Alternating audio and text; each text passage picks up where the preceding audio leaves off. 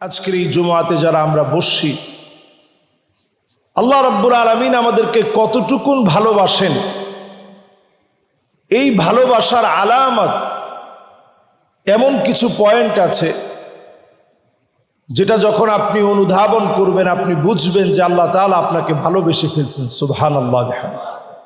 আল্লাহ তাআলা আমাদের সবাই ভালোবাসেন। যতজন আমার সামনে বসা আছেন, হোক না আমরা গুনাহগার, অনেক অন্যায় করে ফেলছেন, বড় বড় অন্যায় করছেন। আনানাস সামা, সুদূর ওই আকাশের মেঘমালা পর্যন্ত গুনাহ করে ফেলেছেন।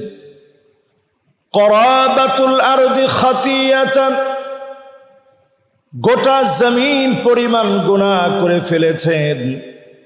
তারপরেও যিনি আপনাকে ভালোবাসেন তিনি কে?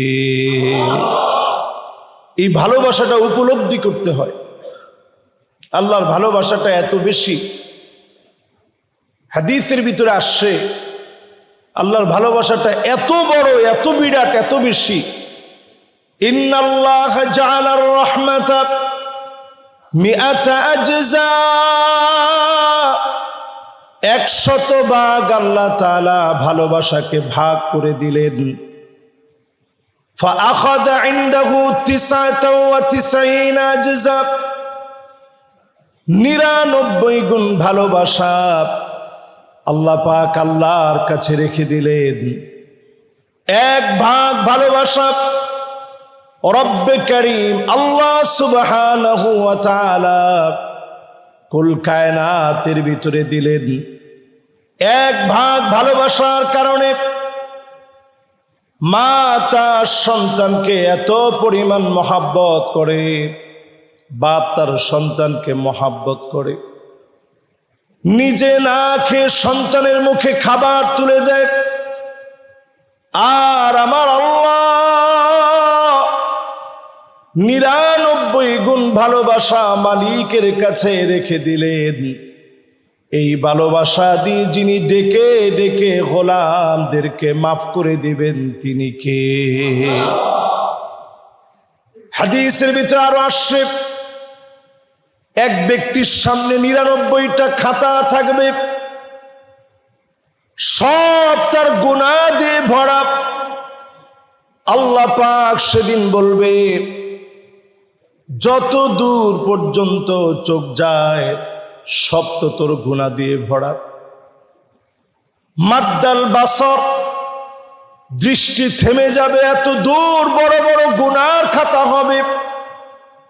সেই দিন লোকটাকে আল্লাহ বলবেন, আজকে কি তোর পালানোর কোনো জায়গা আছে? জবাব দিবে আল্লাহ, বাঁচার তো কোনো উপায় নেই, সব আমার গুনাহ। মাদ্দাল বাসর, দৃষ্টি যত দূর পর্যন্ত যায় সব আল্লাহ আমার গুনাহ দিয়ে ভরা। 99টা খাতা ভর্তি, সব আমার গুনাহ। আজকে তো আমার বাঁচার কোনো উপায় নেই। সেই মুহূর্তে আল্লাহ রাব্বুল আলামিন বিচলিত গোলামকে ডেকে বলবে, ওয়ালাকা শাইউন ইনদি, তোর জন্য আমার কাছে এমন একটা জিনিস আছে যেটা দিয়ে তোর মতো গুনাহগারকেও আমি আল্লাহ মাফ করে দিব। গোলাম এক নজরে তাকায় থাকবে, আমার মতো গুনাহগার 99টা খাতা ভর্তি গুনাহ, আমার মতো গুনাহগার কেমন করে মাপ পাবে? আল্লাহ পাক একটা বেতাকা বের করবেন, আইডি কার্ড বের করবেন। লোকটা প্রশ্ন করবে, মা হাদিহিল বিতাকা মা হাদিহিস সিজিল্লাত, এত এত গুনার মাঝখানে সামান্য এই আইডি কার্ড দিয়ে কি হবে? আল্লাহ পাক বলবেন, গোলাম দুনিয়ার জীবনে স্বীকার করে নিয়েছিলি লা ইলাহা ইল্লাল্লাহু মুহাম্মাদুর রাসূলুল্লাহ।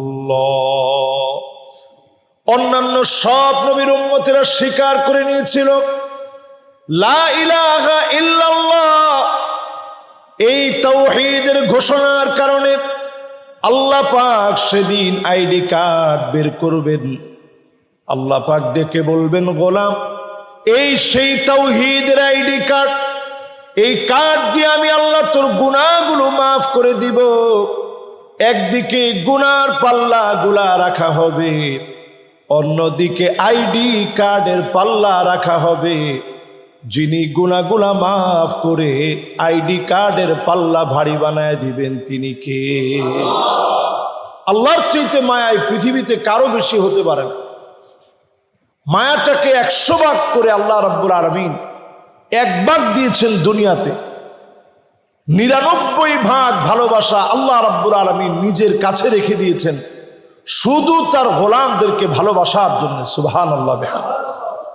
তাহলে একটু চিন্তা করেন, আপনি আপনার নিজেরে ভালোবাসেন, এই ভালোবাসাটাও 1 ভাগ ভালোবাসা থেকে ভাগ হয়ে আপনার কাছে আসছে। মা আপনাকে ভালোবাসে, 1 ভাগ ভালোবাসা থেকে ভাগ হয়ে আসছে। বাপ আপনাকে ভালোবাসে, 1 ভাগ ভালোবাসা থেকে, এটা আল্লাহ রাব্বুল আলামিনের কাছ থেকে আসছে ভাগ হয়ে। সন্তান আপনাকে ভালোবাসে, ওই 1 ভাগ ভালোবাসা থেকে আসছে। শুধু তাই না, বুবা জীবজন্তু তেমন কিছু বলতে পারে না, এদের মধ্যেও দেখবেন সন্তান হওয়ার পরে গরু যখন তার বাচ্চাটাকে যখন দুনিয়াতে আসে, নিজের জিহ্বা দিয়ে তার শরীর, সন্তানের শরীরটা পরিষ্কার করে দেয় নিজের জিহ্বা দিয়ে। গায়ের মধ্যে যে ময়লাগুলো লেগে আছে, মা সেই ময়লাগুলো নিজের জিহ্বা দিয়ে পরিষ্কার করে দেয়। একটা বুবা জন্তু তেমন কিছু বুঝে না। সব প্রাণের ভিতরে আল্লাহ তাআলা ভালোবাসা দিলেন, আর নিজের কাছে 99 গুণ ভালোবাসা রেখে দিলেন। এজন্য যখনই ক্ষমা চেয়ে তওবা করবেন, যিনি সবচাইতে বেশি খুশি হয়ে যান তিনি কে? দুনিয়ার জীবনে 5টা এমন আলামত আছে, যেই আলামত আপনাকে প্রতিনিয়ত বুঝাইয়া দিবে আল্লাহ তাআলা আপনারে কি পরিমাণ ভালোবাসে, ভালোবাসাটা এখনো কত বেশি জোরদার। 5টা আলামতের মধ্য দিয়ে আপনি বুঝবেন। 1 নম্বর আলামত, আল্লাহ পাক যখন ভালোবেসে ফেলে, আপনি যখন আল্লাহর জন্য হয়ে যান, আল্লাহ পাক জিবরিলকে ডেকে বলেন, ইন্নী উহিব্বু ফুলানান ফাহিব্বুহু, ও জিবরিল আমি আমার অমুক গোলামকে ভালোবেসে ফেলেছি, তুমিও ভালোবেসে ফেলো। জিবরিল আলাইহিস সালাম গোলামকে যখন মহব্বত করে ফেলে, আসমানের ভিতরে ঘোষণা হয়ে যায়, এই লোকটাকে আল্লাহ রাব্বুল আলামিন ভালোবেসে ফেলেছে। জিবরিল আলাইহিস সালাম ভালোবেসে ফেলেছে। আসমানে ঘোষণা হয়ে যায়, জমিনের ভিতরে ঘোষণা হয়ে যায়, মানুষের কানে কানে যিনি পৌঁছায়া দেন তিনি কে? এই যে আলেমদের প্রতি আপনাদের নিরেট মহব্বত, অনেক আলেমদেরকে আপনারা দিল থেকে ভালোবাসেন, কত রকমের কত কটূক্তির পরেও, মৌলবাদ, জঙ্গিবাদ, নানা রকমের অপবাদ দেওয়ার পরেও একতিল পরিমাণ আলেমদের মহব্বত মানুষের হৃদয় থেকে সরানো যায় না। এর অনন্য কারণ যে ভালোবাসা আরশে আজিম থেকে আসে, টেনে হিচড়ে দুনিয়ার শক্তি দিয়ে সেটা কমানো যায় না। এই ভালোবাসা আল্লাহর তরফ থেকে আসে। এই জন্য আপনি এটা ফিল করবেন, যেটা আল্লাহর তরফ থেকে যে ভালোবাসা আসে, এটা দুনিয়ার কোনো শক্তি দিয়ে, দুনিয়ার কোনো আইন আদালত দিয়ে, দুনিয়ার কোনো হুকুম দিয়ে এই ভালোবাসা সরানো যায় না। কারণ ভালোবাসাটা দিয়েছেন আল্লাহ তাআলা নিজে। জিবরিল আলাইহিস সালাম ভালোবাসে। নবী করিম সাল্লাল্লাহু আলাইহি সাল্লামে হাদিস যখন বলছেন, সাহাবায়ে কেরাম অভিভূত হয়ে গেছে। আল্লাহর ভালোবাসা টের পাওয়ার অনন্য মাধ্যম, মানুষ যখন আপনাকে ভালোবাসবে আপনি বুঝে নিবেন যিনি আপনাকে ভালোবেসে ফেলছেন তিনি কে। আমাদের সমাজে আমরা একটা প্রচলিত ভুল কথা বলি যে হুজুর আমি খুব স্ট্রেট ফরওয়ার্ড, ডাইরেক্ট কথা বলতে আমি পছন্দ করি, এতে লোকে যা বলার বলো, আমার কিচ্ছু যায় আসে না, আমি বাপরেও বলতে ছাড়ি না। এ মহা একটা অন্যায় কথা। এটা আমরা নিজেরা মনে করি স্ট্রেট ফরওয়ার্ড হওয়া সবচেয়ে নীতিবান আদর্শবান মানুষের কথা, অথচ আল্লাহ রাব্বুল আলামিন নিষেধ করেছেন সামনাসামনি মানুষকে অপমান করা যাবে না, পিছনেও গীবত করা যাবে না, আদর করে নসিহত করে বলা লাগবে। হতে পারে আপনার নসিহত ভালোবাসার কারণে যিনি এই লোকটাকে বদলায় দিয়ে কবুল করে নিবেন তিনি কে?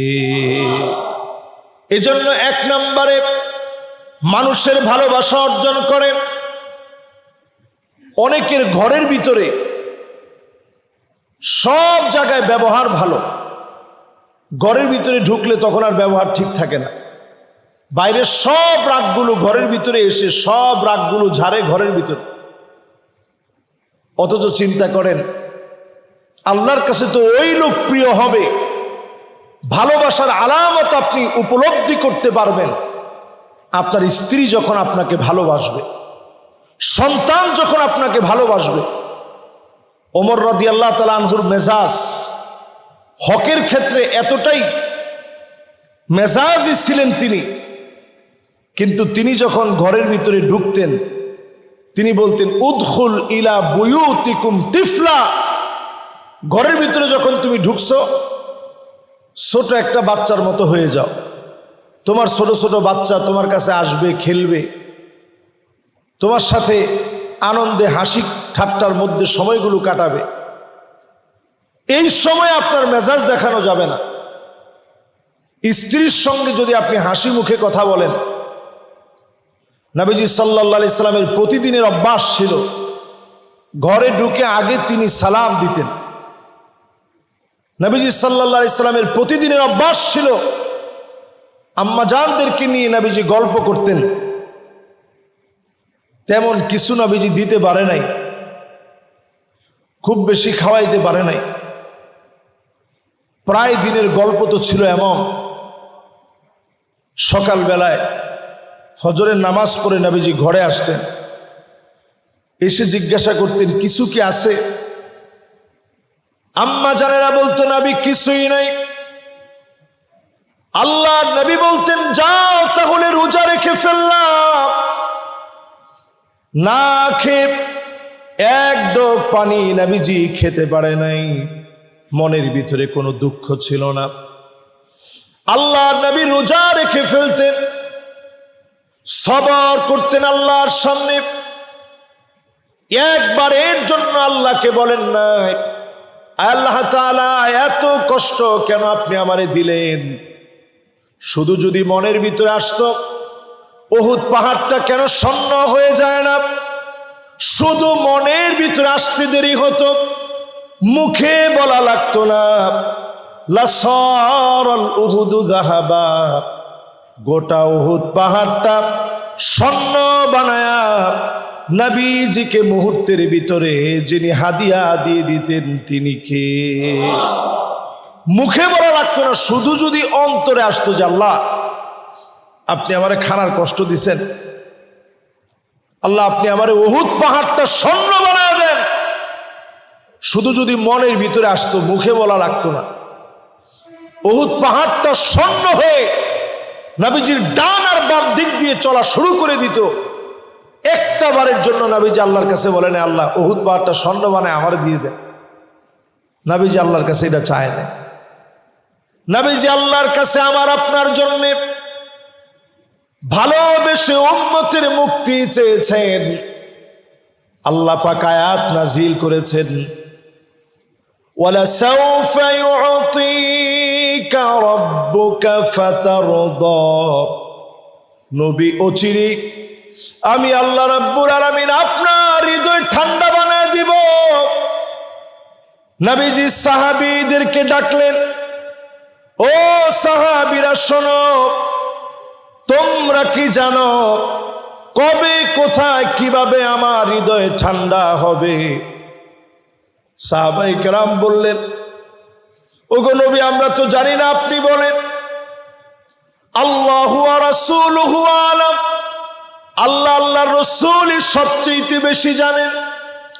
আল্লাহর নবী বললেন, সাহাবীরা শোনো, ওয়ালা আরদা ওয়া ওয়াহিদুম মিন উম্মতি ফিন্নার, আমার একজন গুনাহগার উম্মত যদি জাহান্নামের আগুনে জ্বলে, কশিন কালে আমি নবীর কলিজা ঠান্ডা হবে না, যতক্ষণ না আমার ওই গুনাহগার উম্মতটাও জান্নাতি না হয়ে যাবে। যতক্ষণ আমার ওই উম্মত জান্নাতি না হবে, আমি নবীর কলিজা ঠান্ডা হবে না। ওই উম্মত জান্নাতি হলে আমি নবীর কলিজা ঠান্ডা হবে। আল্লাহু আকবার! কি পরিমাণ মহাব্বত নবীজির হৃদয়ে আপনার আমার জন্য।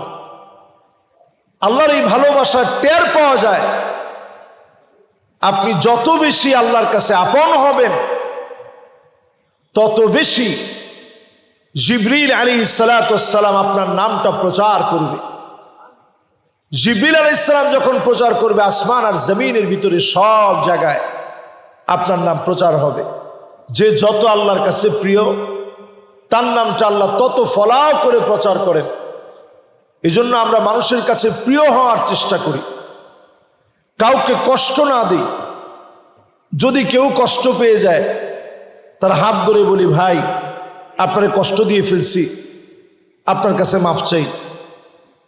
যাকে কষ্ট দিয়েছি তার কাছে পারলে আমরা ক্ষমা চাইনি। 2 নাম্বার আলামত, আল্লাহ আপনাকে মহাব্বত করে ভালোবাসে। এই ভালোবাসাটা ফিল করবেন কেমনে? তিলাওয়াতুল কোরআন, তাআল্লুমিহি ওয়া তাদাব্বুরিহি ওয়া সিমাইহি। এই কোরআন আপনি শুনবেন, এই কোরআনুল কারীম আপনি পড়বেন, এই কোরআনুল কারীম আপনি বুঝবেন, এই কোরআনুল কারীম আপনি বোঝার চেষ্টা করবেন, এই কোরআন দিয়ে রাষ্ট্র পরিচালনার সিদ্ধান্ত নেবেন। এই কোরআন যে যত বেশি পড়বে, ওই লোকটাকে তত বেশি যিনি ভালোবেসে ফেলবেন তিনি কে? আমাদের ভিতরে কোরআন পড়ার অভ্যাস রমজান মাসে থাকলেও, রমজান পরবর্তী সময়ে কয়জন আমরা কোরআন শরীফ পড়ি? রমজান মাসে আলহামদুলিল্লাহ একজনে আলহামদুলিল্লাহ খতম দিই, 1টা 2টা 3টা, পারলে আরেকটু বেশি দেওয়ার চেষ্টা করি, না পারলে অন্তত 1টা খতম তো দিই। কিন্তু রমাদান চলে যাওয়ার পর প্রতিদিন অন্তত 1টা আয়াত হলেও পড়ি।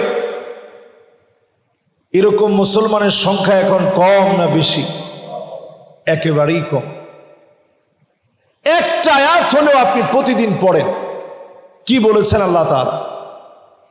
জীবনে অনেক কিছু পড়লেন, এই কোরআনটা পড়েন। আজকে আমাদের মুসলমানদের কপাল পুড়েছে, আমরা কোরআনের ধারে কাছে আসি না। আল কোরআনু গিনান লা ফাকরা বা'দাহু ওয়ালা গিনান দুনাহু। এই কোরআন হচ্ছে ধনী। ধনী এই কোরআনের কাছে যারা আসবে, তাদেরকে যিনি ধনী বানায় দিবেন তিনি কে? আপনি আমি কয়দিন আসছি কোরআনের কাছে? নবীজি তেলাওয়াত করতেছেন, আম খুলিকু মিন গায়রি শাইইন আম হুমুল খালিকুন। তুমি কি তোমার নিজেরে বানাইছো, নাকি আল্লাহ তোমাকে বানিয়েছে? জুবায়ের বিন মুতঈম ওই সময়ে কালেমা পড়ে নাই, আল্লাহ নবীর পাশ দিয়ে মাত্র যাচ্ছিলেন, তেলাওয়াত শুনে থমকে দাঁড়ালেন। তিলাওয়াত শুনে থমকে দাঁড়ালেন, অবাক হয়ে বারবার শুনলেন, আম খুলিকু মিন গায়রি শাইইন আম হুমুল খালিকুন।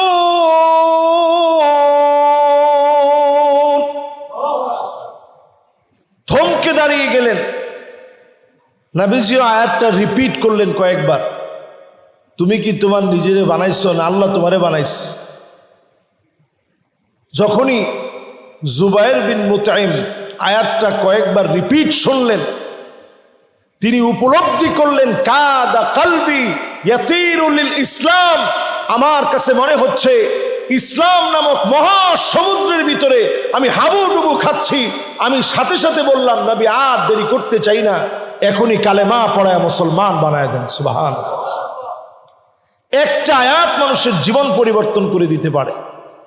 সেই কোরআন আমি আপনি কতটুকুন পড়ি?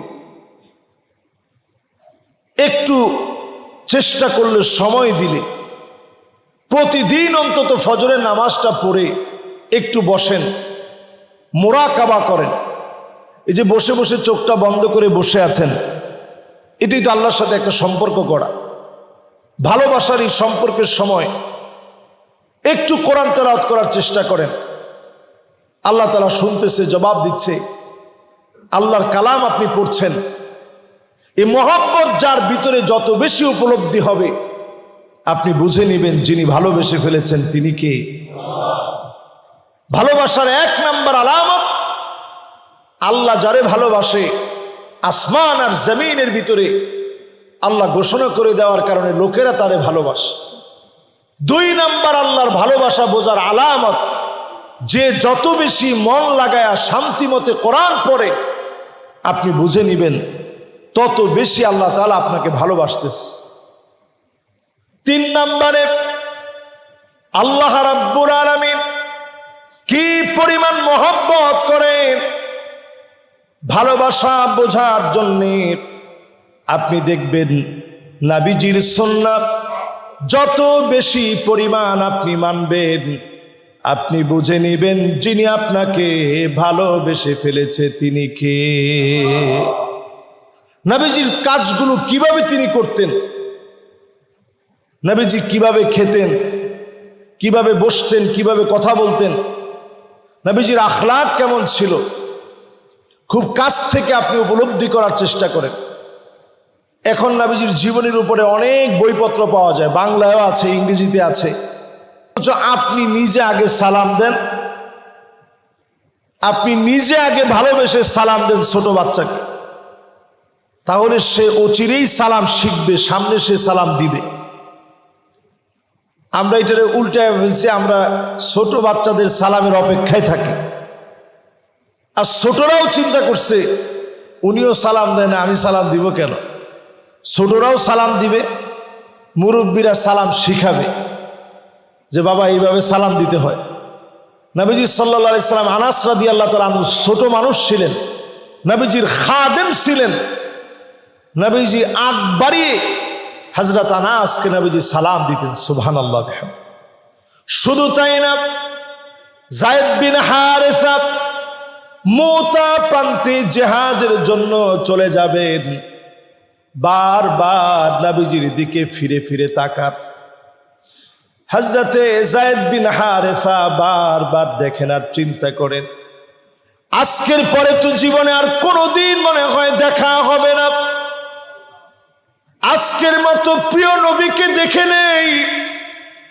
মন বড়ে বারবার জিহাদের ময়দানে যাওয়ার পূর্বে তাকায় রইলেন, বারবার তাকায় ছিলেন।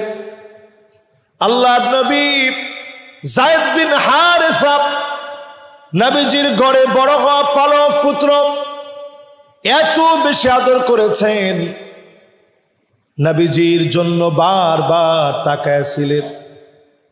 এই মহব্বত গুলা যদি আমরা সুন্নাহ থেকে নেই, যদি বড়দেরকে ছোটরা সম্মান করে, বড়রা যদি স্নেহ করে, আল্লাহ নবীর সুন্নাহ উজ্জীবিত হবে।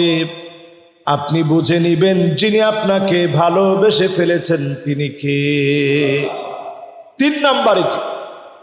এক নাম্বার হচ্ছে আল্লাহ আপনাকে ভালোবাসেন, বুঝবেন কেমনে? মানুষ যখন আপনাকে ভালোবাসবে আপনি বুঝবেন আল্লাহ তাআলা আপনাকে ভালোবাসতেছে। দুই নাম্বার, কোরআন তেলাওয়াত যে যত বেশি করবে আপনি বুঝবেন আল্লাহ আপনাকে ভালোবাসে বিধায় এ কোরআন আপনি পড়তে পারছেন। 3 নম্বরে যে যত বেশি সুন্নাহ মানবে, আপনি বুঝে নেবেন এই সুন্নাহ যে কেউ মানতে পারে না। সুন্নাহ যে যত বেশি ফলো করবে, আপনি বুঝবেন যিনি আপনাকে ভালোবেসে ফেলেছেন তিনি কে। এই জন্য আমরা সব কাজে রসূল করিম সাল্লাল্লাহু আলাইহি ওয়াসাল্লাম কিভাবে করতেন এটা আগে একটু চিন্তা করি, এরপরে কাজটা করি। প্রতিদিন অন্তত 1-2টা সুন্নাহ শেখার চেষ্টা করি। আমরা অনেক সময় চা খাওয়ার সময় কোন হাতে খাই? বাম হাতে, এবং এটাকে ফ্যাশন মনে করি এটা আমার ফ্যাশন। আমি বিশাল একজন ব্যক্তি, আমি বাম হাতে না খাইলে খাবে কে? সবাই তো বাম হাতে খেতে পারবে না। যেই তো আমার বাম হাতে খাইতে হবে, খাওয়ার সময় খেয়াল করবেন এটা আমার রসূলের সুন্নাহ মোতাবেক খাওয়া হয় নাই। এটা এমন একটা খাওয়া হয়েছে যেটা ইহুদিদের স্টাইলে খাওয়া হলো, খ্রিস্টানদের স্টাইলে খাওয়া হলো। এজন্য বাম হাতে না ডান হাতে? পানি যখন আমরা খাবো দাঁড়িয়ে না বসে? যে কোনো খাবার আমাদের সমাজের ভিতরে এখন তো নিয়ম হয়ে গেছে, মানুষ হাঁটতেছে আর খাচ্ছে, হাঁটতেছে আর খাচ্ছে। এক জায়গায় বসে আপনি খাবারটা খান, বসে খাবার খান। খাবার খাওয়ার শুরুতে শুধু বিসমিল্লাহ বলেন।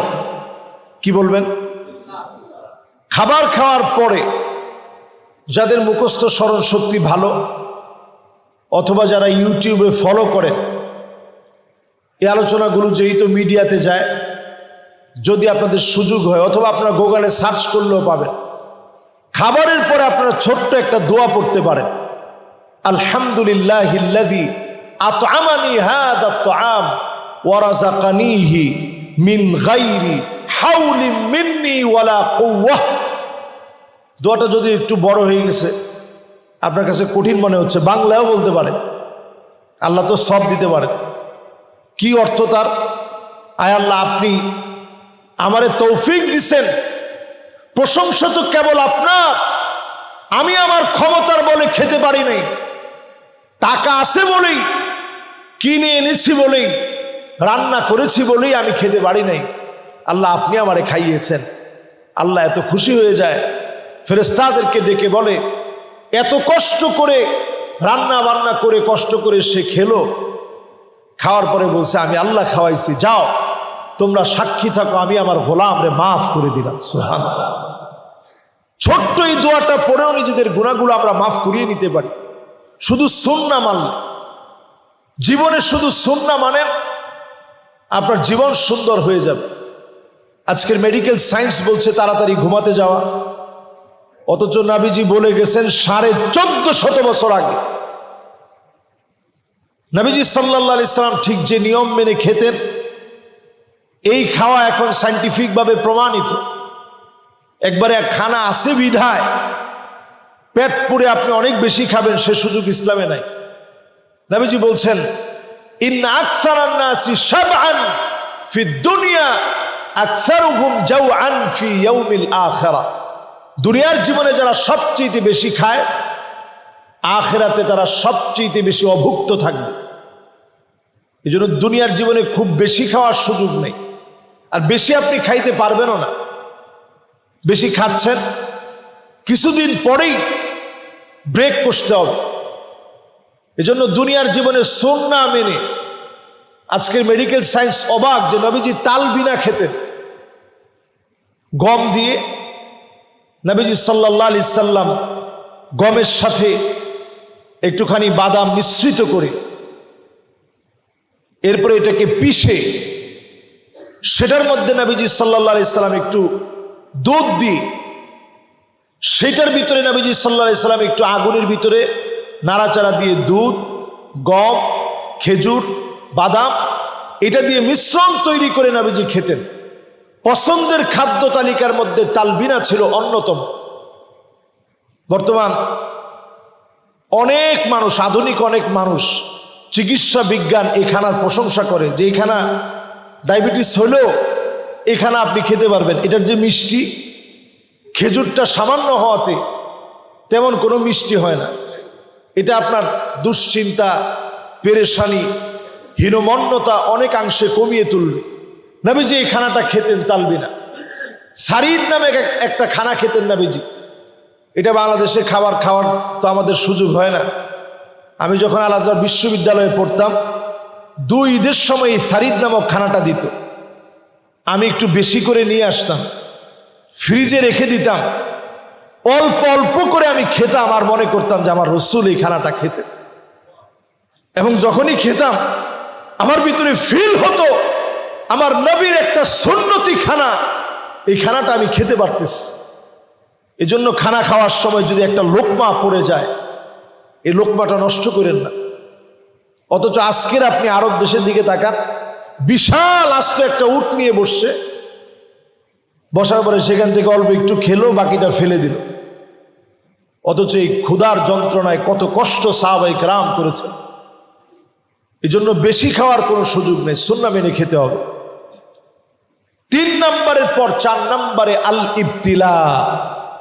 যখনই আপনাকে আল্লাহ ভালোবাসবে, আল্লাহ পরীক্ষার ভিতরে মাঝে মাঝে রাখবে। আল্লাহর কাছে আমরা দুর্বল ঈমান নিয়ে বলি, আল্লাহ পরীক্ষা নিলে তো টিকতে পারবো না। বিনা পরীক্ষায় আল্লাহ আপনি আমাদেরকে পাশ করায় আল্লাহ জান্নাতের মালিক বানায় দিয়েন, পড়ে না আমিন। পরীক্ষা যে কত কঠিন। আমাদের স্বাভাবিক বাংলাদেশেই দেখবেন, শুধু বাংলাদেশে না, সারা ওয়ার্ল্ডের নিয়ম তো একই। যেই বছর পরীক্ষার প্রশ্নটা খুব বেশি হার্ড হয়, তো যারা খাতা দেখবে, পরীক্ষক যারা, ওনাদেরকে বলা হয় যে প্রশ্নটা খুব কঠিন হয়ে গেছে, একটু খাতাটা সহজ করে দেখেন, নাহলে ছেলেপেলে পাস করতে পারবে না। আর যেই বছর দেখবেন প্রশ্নটা একেবারে সোজা হয়, পরীক্ষকদেরকে বলে দেওয়া হয় যে এবার প্রশ্ন একেবারে সহজ হয়েছে, কাজেই খাতাটা একটু হার্ড করে দেখেন। এজন্য যার জীবনের পরীক্ষা যত বেশি, আপনি এটা বুঝবেন যিনি আপনাকে অবশ্যই কবুল করে সহজ করে দিবেন, তিনি কে? মা ইউসিবুল মুসলিমা মিন নাসাবিন ওয়ালা ওয়াসাবিন ওয়ালা হাম্মিন ওয়ালা হুজনিন ওয়ালা গাম্মিন হাত্তা শাওকাতি ইউশাকুহা ইল্লা কাফফারাল্লাহু বিহা মিন খতায়া। আল্লাহর কোন গোলাম বিপদে যখন পড়ে যাবে, মুসিবতে যখন পড়ে যাবে, একটা কাঁটাও যদি শরীরের মধ্যে বিঁধে যায়, লোকটা উহ করে চিৎকার মেরে যখন উহ শব্দটা উচ্চারণ করে, আমার মালিকের কাছে এমন টান লেগে যায়, একদিকে বান্দা উহ শব্দটা উচ্চারণ করে, অন্যদিকে যিনি গুনাহ মাফ করে তার দরজা বুলন্দ বানায় দেন, তিনি কে? জীবনে যত পরীক্ষায় পড়বেন, পরীক্ষার মধ্যে পড়ে সবর করবেন, সবর। গুগলের একটা রেজাল্ট দেখে আমি অবাক হয়ে গেছি। 69% মানুষ কোরআনুল কারীমের বিভিন্ন বিষয় সার্চ দিতে গিয়ে শুধু সবর নিয়ে সার্চ দিয়েছেন। 69% মানুষ ইসলাম জানতে গিয়ে সবর নিয়ে সার্চ দিয়েছেন 69% লোক। এটা গুগলের একটা জরিপ। তা আপনি একটু চিন্তা করেন কি পরিমাণ মানুষ আমরা দুঃখ, দুর্দশা, হতাশা, পেরেশানি এগুলোর ভিতরে আমরা আছি। এই হতাশা পেরেশানির ভিতরে পড়ে আপনি যদি সবর করতে পারেন, এই সবর আপনাকে প্রমাণ করে দিবে আল্লাহ পাক আপনাকে ভালোবাসে। আল্লাহু আকবার। ইন্নাল্লাহা মা'আস সাবিরিন। 5 নম্বরে যারা যারা আজকে আমরা শুনলাম এই 5 পর্যন্ত, 5ম নম্বরে আল্লাহ আপনাকে ভালোবাসেন, এটা বুঝবেন কেমনে?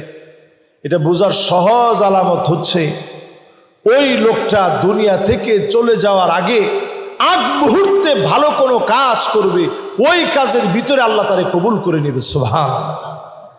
অনেক মানুষ আছে দেখবেন জীবনের বিভিন্ন সময় বিভিন্ন কাজে কর্মে কাটায় দিস, কিন্তু তার শেষ বিদায়টা হয়েছে নামাজের সেজদার ভিতরে। কি সৌভাগ্য, কত বড় পরম সৌভাগ্য! সেজদার ভিতরে আল্লাহ কবুল করে নিস। এমন কিছু মানুষ আছে হয়তো হজে গেছে, মদিনায় যাওয়ার পরে আল্লাহ কবুল করে নিছে, আরাফায় কবুল করে নিছে, মুজদালিফায় কবুল করে নিছে, মিনায় কবুল করে নিছে।